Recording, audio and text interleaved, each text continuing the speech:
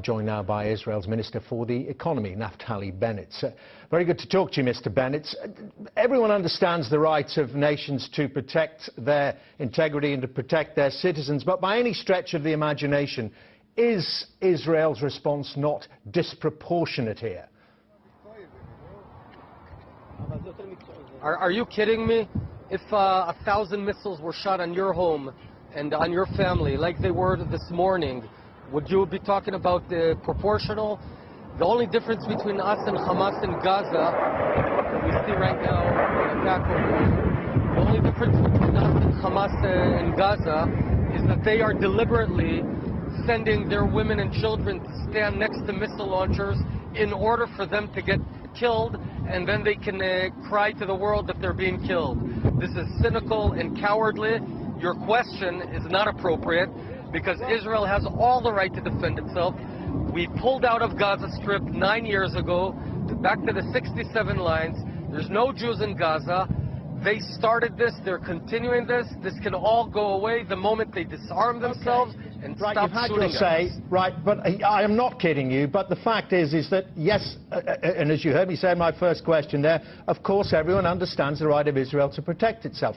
But the disproportionate part of it you didn't effectively answer. You say that all the civilians that are killed in Gaza are being used as human shields. Do you really believe that? I know that overwhelming majority. You know, on Thursday morning, the UN officially discovered 20 missiles within a school. Hamas is placing missiles in homes, in living rooms, in schools, in children's rooms. This is their modus operandi. That's their method. Now, I'm asking you and asking every viewer that's watching right now, if Hamas was shooting missiles at your home from within a school, what would you do? Would you just wait for those missiles to kill you? We fight back.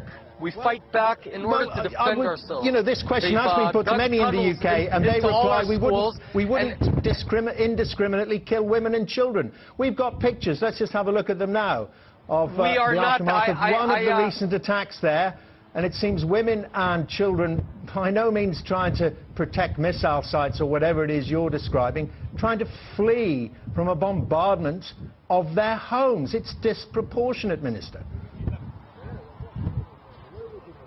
All right, you're invited to a situation like this.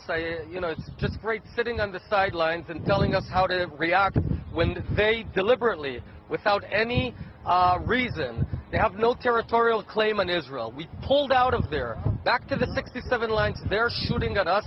We are fighting back, and sometimes, yes, in wars there is collateral damage, but I'm not going to ask forgiveness for defending my 4 children that had rockets shot at my home in Ra'anana this very morning. Okay. So what Hamas is doing is effectively self-genocide.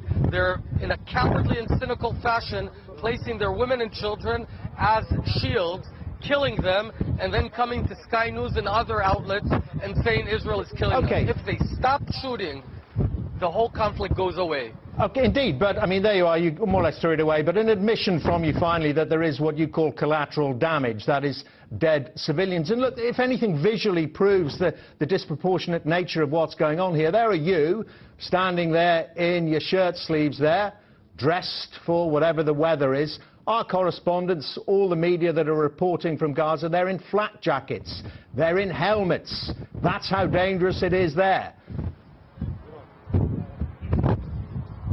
You know, am I supposed to be sorry for the fact that we spend millions on defending our citizens and they spend millions on preparing missile launchers to kill people? Israel deals with defending and providing security to its citizens. Hamas deals with how do we kill as many Jews as possible.